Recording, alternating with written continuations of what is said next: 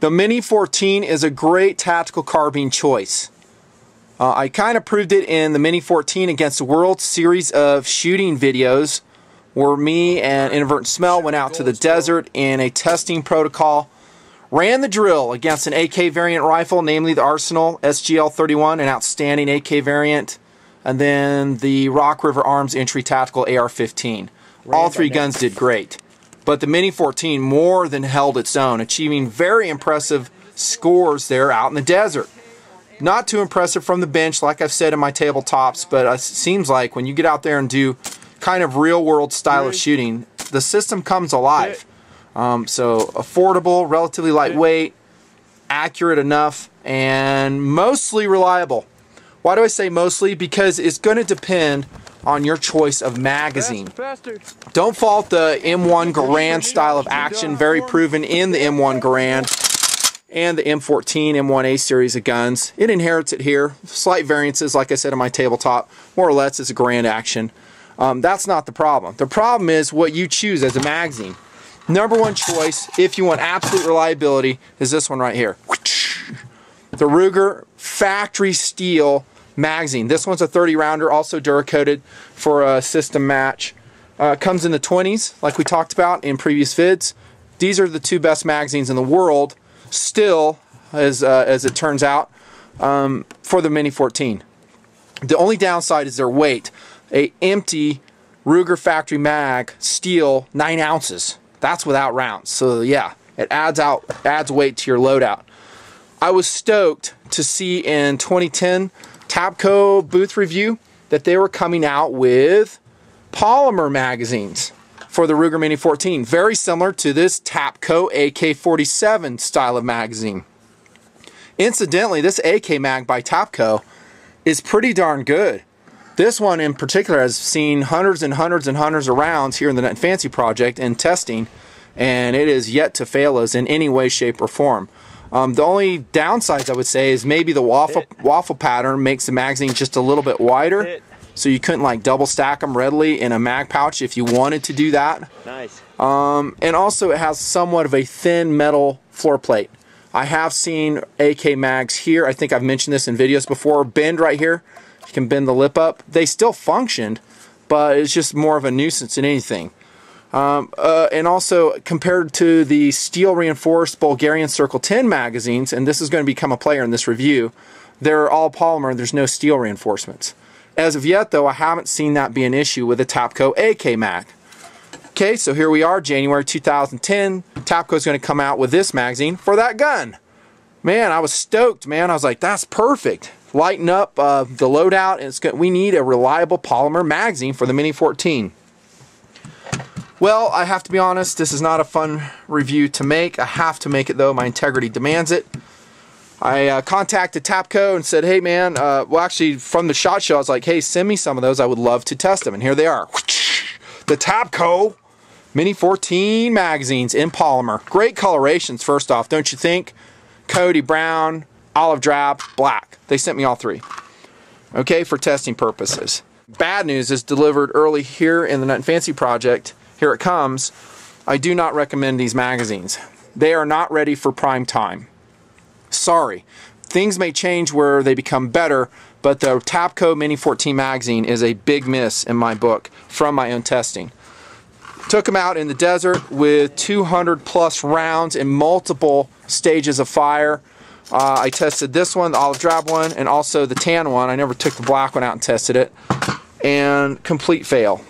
Sorry, it is. And you guys know I love Tapco. In a lot of ways, their philosophy at Tapco meshes nicely with that of the Nutnfancy project. I mean, we believe in high value things. We don't believe in hype. We just like stuff that works, that delivers a lot of performance for the money paid. I was really, really, really hoping that the Mini-14 Tapco magazine, I'm going to call it Gen 1 because that's what it is, the first generation, was going to do that. What I found is that it is an unreliable magazine or ammunition feeding device. Here we have one almost fully loaded, not quite. And problem one with the Tapco Mini-14 magazine is that it will not feed the rounds in positive fashion. Okay, so as I pull the rounds out, you hear that? Hear what, Nutnfancy? I don't see anything. Well, you see that? See how the round was pulled and it's still not going up to the feed lip? Slowly it comes. Lethargically, the rounds feed. Look at this. Look how loose this round is right here. See that? Huh. There you see the problem. Oh, there it goes. Decided to feed finally. See that? Therein lies the problem. And don't say it's the ammunition either. Oh, it's just Wolf. Who cares if it's Wolf? Wolf feeds perfectly in all kinds of AR-15s that we've shot here in TMP through thousands upon thousands of rounds. Wolf's a great ammo. It's polymer case. The lacquer days are long past. And if it doesn't feed Wolf, then I wouldn't be interested anyhow. How about downloading the magazine? Does that help? Well, I thought, okay, well maybe it's just one of those weird magazines where it's going to feed better with 27 or less rounds in it. That's probably where we are now. We're probably around 25 round mark now. Nope, still lethargic in the feeding, and that's completely unacceptable. Okay, by way of reference, let's bring the factory Ruger magazine here, and it's only got about 10 rounds in it, which means it should feed less positively, don't you think? Listen to this though. That's a positive feed snap. That's what I call it. See how those rounds are just popped into the feed lips? That's why these mags rock. Huh, Tapco completely lacks that in Gen 1. That's one of the issues. Now, guys will say, well, why is that? What's going on? Well, I'm not the engineer here, guys. It could be a feed lip issue. The feed lips do seem strong enough to me. I've shot a lot of polymer mags to include Thermold, also the Pro Mag, which I don't like the Pro Mags at all.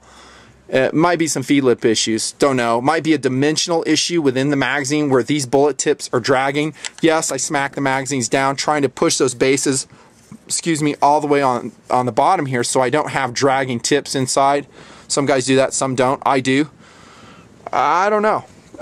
The floor plate incidentally is excellent. I love it. Notice that they did fix that issue over the AK variant magazine. I love the floor plate. If we take it apart, let's go and take a look inside. Maybe we can make some judgments. But that is a perfect floor plate design. I have a Glock tool here. I'm taking it off. There we go. Smack it. All right, there we go. To me, the spring looks good. I mean, if guys say, well, the spring's weak, it could very well be, and you really can't judge the strength of a spring or its effectiveness by looking at it. But I did want to bring it out to show you this, though. Take this magazine apart.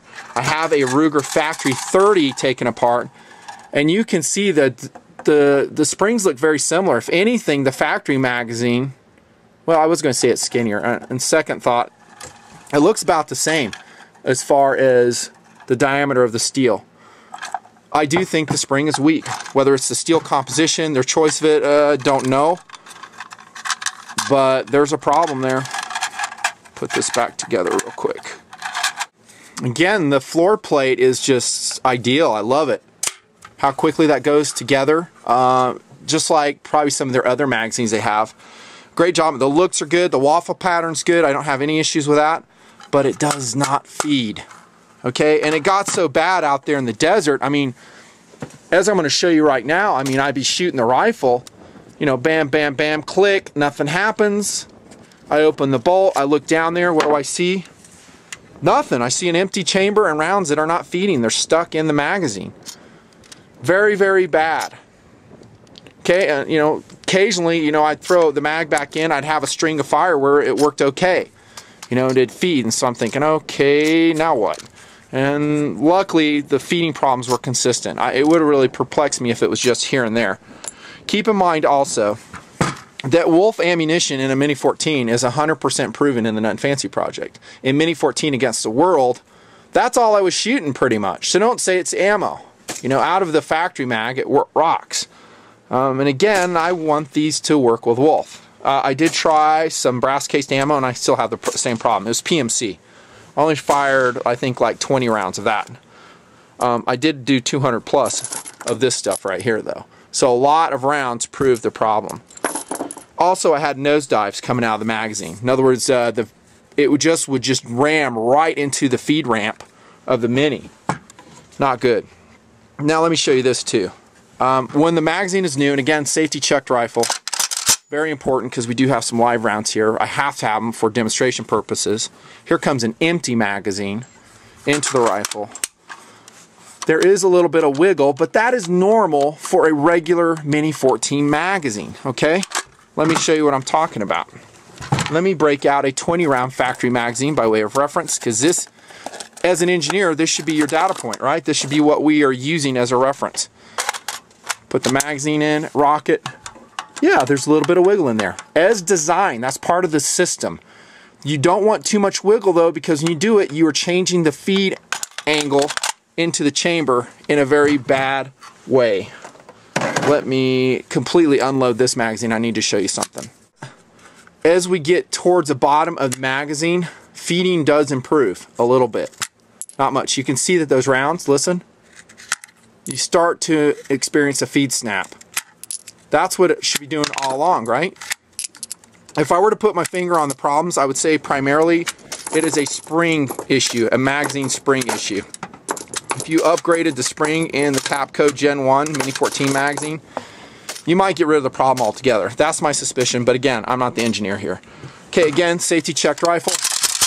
Here comes the empty Mini-14 Gen 1 magazine, and then look at this. This is after a day of testing, actually a couple hours of testing. That is completely unacceptable, guys. I'm sorry. To have it rock back and forth. Remember, the Mini-14, like the AK-47 variants, is a rock-in magazine design.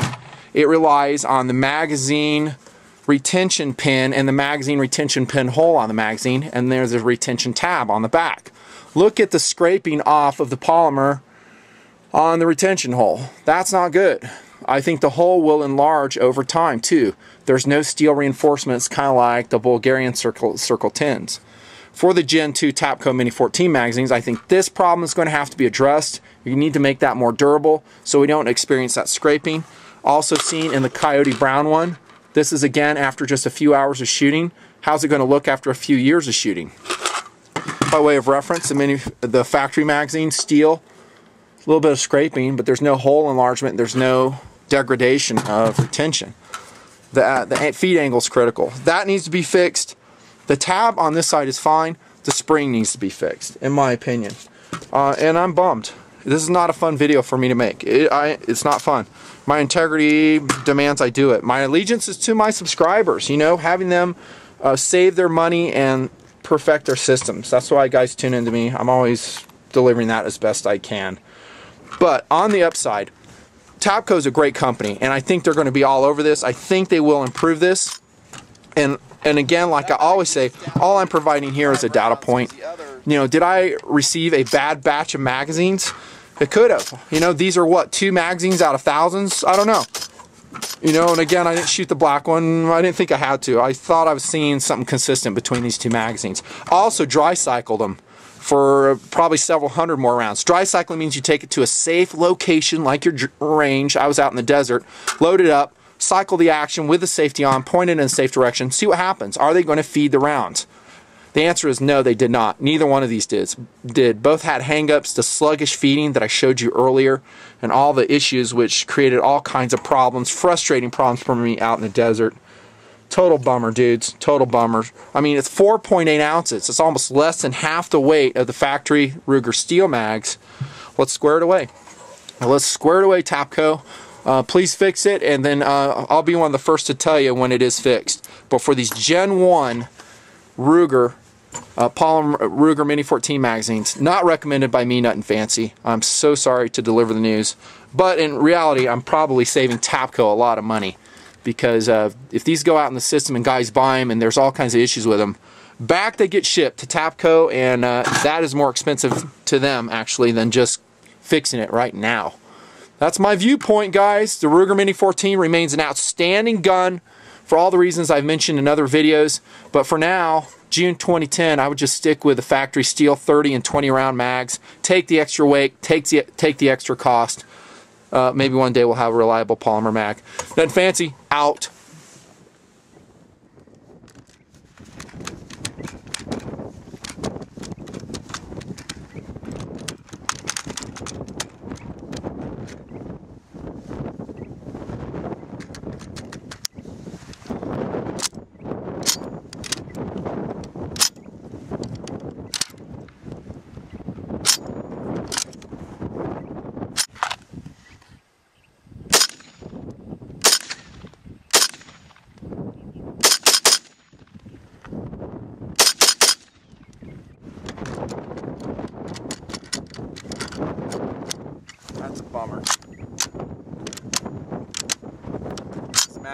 suck. Very disappointed.